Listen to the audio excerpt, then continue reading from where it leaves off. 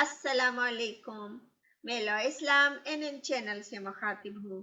ناظرین کرام، آج میں آپ کو حضرت داؤد علیہ السلام کے قوم کے بارے میں بتاتی ہوں۔ حضرت داؤد علیہ السلام کے قوم کے لوگ بندر کیوں بن گئے تھے؟ آئیے قرآن و سنت کی روشنی میں معلوم کرتے ہیں۔ حضرت داؤد علیہ السلام کی قوم کے 70,000 آدمی عقبہ کے پاس سمندر کے کنارے ایلا نامی گاؤں میں رہتے تھے، اور یہ لوگ بڑی فراخی اور خوشحالی کی زندگی گزارتے تھے۔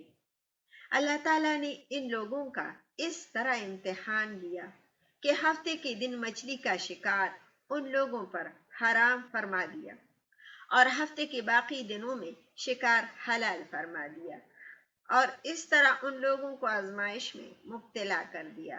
ہفتے کے دن بے شمار مچھلیاں آتی تھی اور دوسرے دنوں میں نہیں آتی تھی، تو شیطان نے ان لوگوں کو یہ ہیلا بتا دیا کہ سمندر سے کچھ نالیاں نکال کر خشکی میں چند حوض بنا لو، اور جب ہفتے کے دن ان نالیوں کے ذریعے مچھلیاں حوض میں آ جائیں تو نالیوں کا منہ بند کر دو، اور اس دن شکار نہ کرو بلکہ دوسرے دن آسانی کے ساتھ ان مچھلیوں کو پکڑ لو۔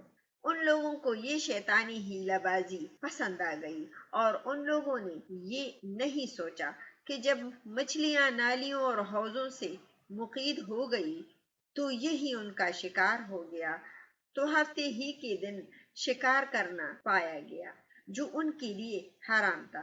اس موقع پر ان یہودیوں کی 3 گروہ ہو گئے۔ کچھ لوگ ایسے تھے جو شکار کے اس شیطانی ہیلا سے منع کرتے رہے اور ناراض و بیزار ہو کر شکار سے باز رہے، اور کچھ لوگ اس کام کو دل سے برا جان کر خاموش رہے، دوسروں کو منع نہ کرتے تھے بلکہ منع کرنے والوں سے یہ کہتے تھے کہ تم لوگ ایسے قوم کو کیوں نصیحت کرتے ہو جنہیں اللہ تعالیٰ ہلاک کرنے والا یا سخت سزا دینے والا ہے۔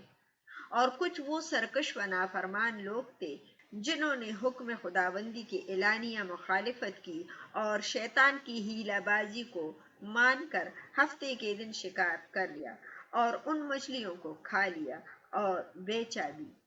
جب نافرمانوں نے منع کرنے کے باوجود شکار کر لیا تو منع کرنے والی جماعت نے کہا کہ اب ہم ان معصیت کاروں سے کوئی میل ملاپ نہ رکھیں گے۔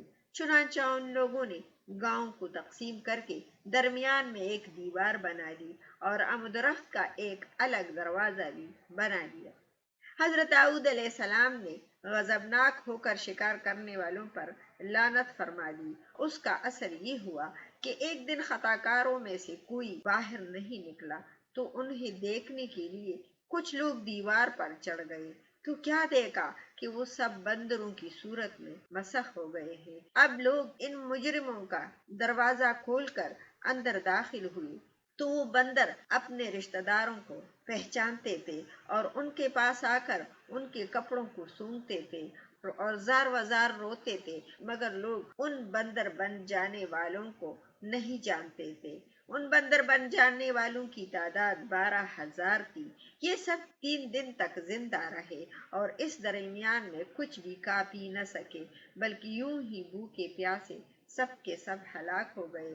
شکار سے منع کرنے والا گروہ ہلاکت سے سلامت رہا، اور صحیح قول یہ ہے کہ دل سے برا جان کر خاموش رہنے والوں کو بھی اللہ تعالیٰ نے ہلاکت سے بچا لیا۔ اس واقعہ کا اجمالی بیان تو سورہ بقرہ کی آیات نمبر 65 میں ہے، اور مفصل واقعہ سورہ اعراف میں ہے، جس کا ترجمہ یہ ہے: اور ان سے حال پوچھو اس بستی کا کہ دریا کناری تھی، جب وہ ہفتے کے بارے میں حد سے بڑھتے، جب ہفتے کے دن ان کی مچھلیاں پانی پر تیرتی ان کے سامنے آتی، جو دن ہفتے کا نہ ہوتا نہ آتی۔ اس طرح ہم انہیں آزماتے تھے ان کی بے حکمی کے سبب۔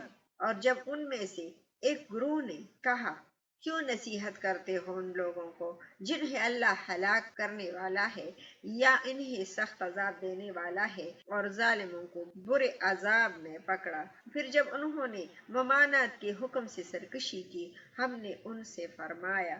سورہ الاعراف आयत नंबर 3। हो जाओ बंदर दत्कारी हुए शैतानी हीलाबाजियों में पड़कर अल्लाह ताला के अहकाम की नाफरमानियों का अंजाम कितना बुरा और किस कदर खतरनाक होता है। और खुदा के नबी जिन बदनसीबों पर लानत फरमा दे वो कैसे होलनाक अजाब इलाही में गिरफ्तार होकर दुनिया से नीस व नाबूद होकर अजाब नार में गिरफ्तार हो जाते हैं और दोनों जहां में जलील और ख्वार हो जाते हैं।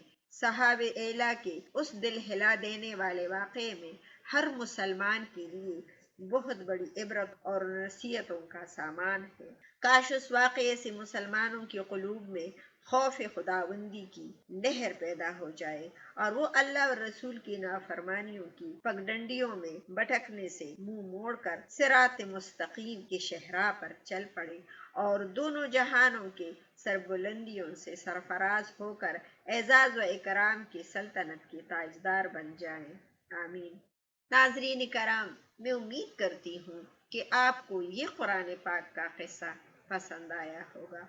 आप अपना बहुत सारा ख्याल रखिएगा, अपनी दुआओं में मुझे भी याद रखिएगा और लॉ इस्लाम एन चैनल को लाइक और सब्सक्राइब करना और शेयर करना ना भूलिएगा। बामाने खुदा।